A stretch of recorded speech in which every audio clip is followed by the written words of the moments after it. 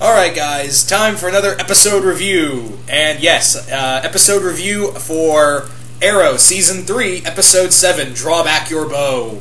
Now, this episode is more or less it feels kind of fillerish, but there is some kind of important stuff in here. And I don't feel like I can talk a lot about this episode, because it delves into the one thing that I have to keep faulting the CW for.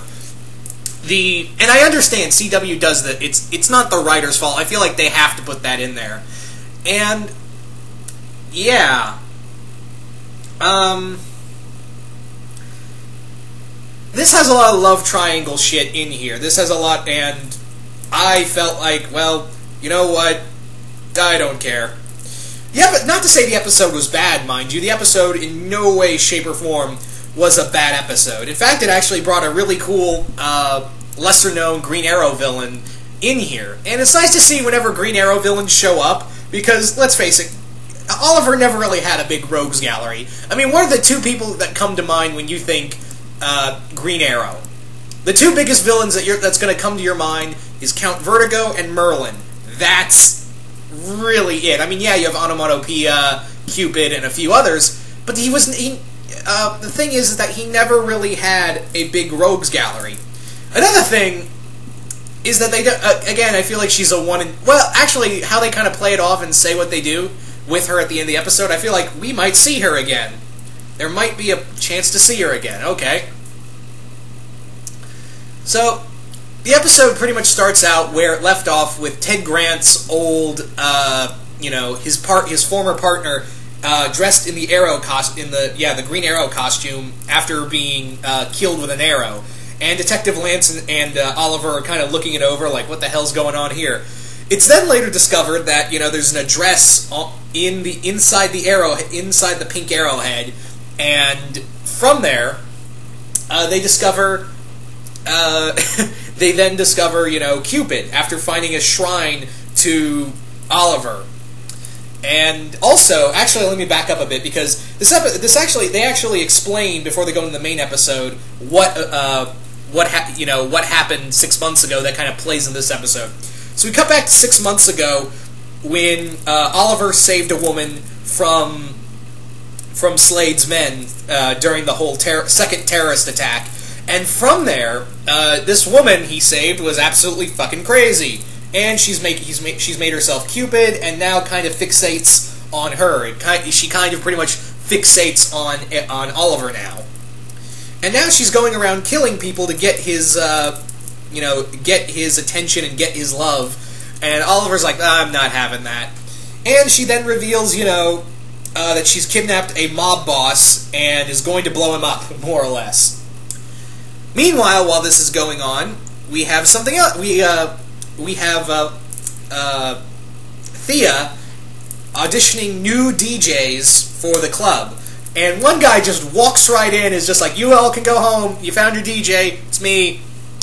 And Thea's like, what the hell are you doing? No, auditions are still up, just, no, get out of here. And he's like, whatever. And I'm like, you're somebody, aren't you? You are somebody. And I'm kind of wondering, because maybe I missed it, but I don't think we got the guy's name. I don't think we ever got that character's name. And I'm like, you have to be somebody. You cannot be just an OC character here. Maybe he is, but I have a feeling that he is some DC character. I'm not saying he's like, I don't think he's someone like Dick Grayson or, Beast Boy or something like that. He might be, but I have just this weird feeling that he's a DC character, and I'm going to feel really dumb when I realize who it is. Right now, I have no clue. Also, there's this weird love thing between him and Thea that just happens out of nowhere. Again, I feel like there's not a lot to talk about, because this delves into the relationship part of the CW shows. And for someone who is not in a relationship since, I don't know, when was 2009 again? That's neither here nor there, but yeah.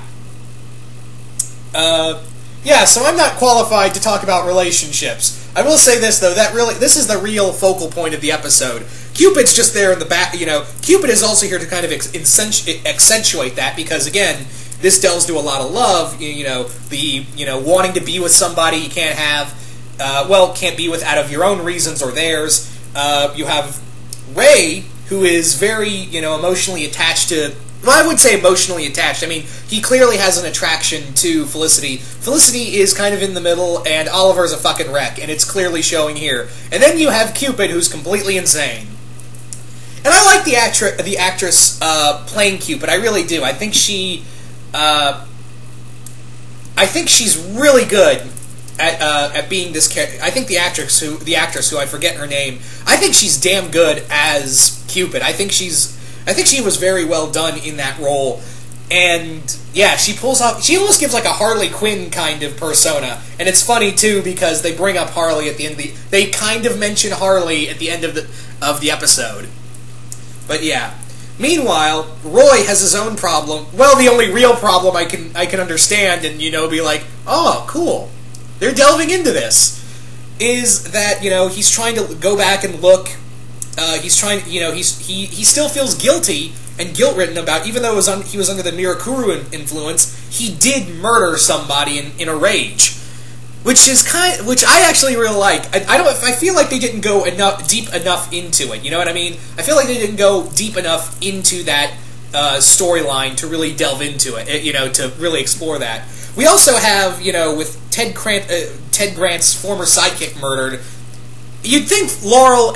The only two people you don't see in here that should have had a bigger role is Ted Grant and Laurel. Well, yeah, Laurel's in here, and you have, Ted Grant, who still had some hopes for his friend.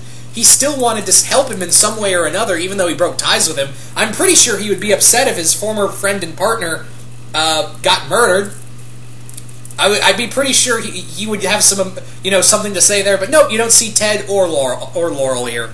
Probably better for Laurel, but I feel like Ted should have had something to say in this episode. Also, another thing I really like is that they're calling Roy Arsenal now.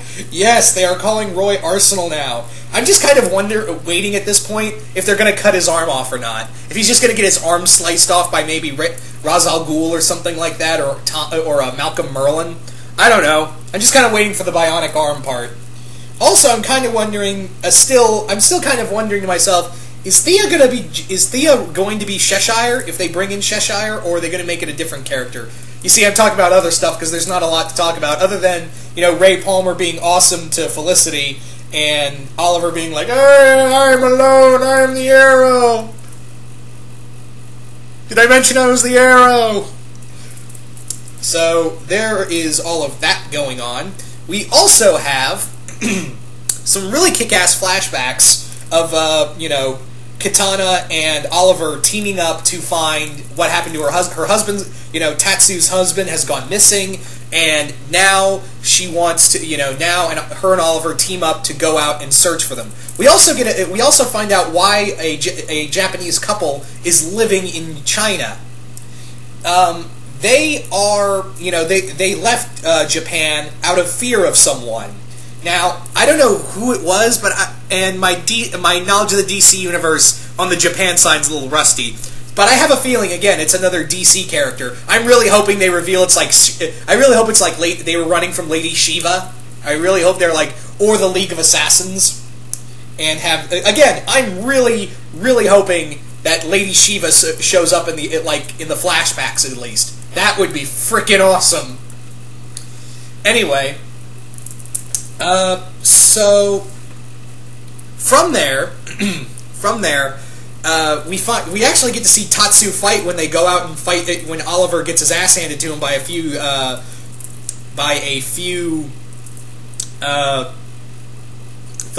triad thugs in the flashbacks, and Tatsu proceeds to come in, rescue his ass, and then find out that 3 Argus agents had been killed. They go back, and there's actually a great moment before they open that door where Tatsu's talking to Oliver, and she says, "What am I supposed to say to my son that his father is dead? What am I supposed to say?" And that actually got me thinking, whoa, yeah, what do you say to that? I've always wondered, how do you explain that to someone that young?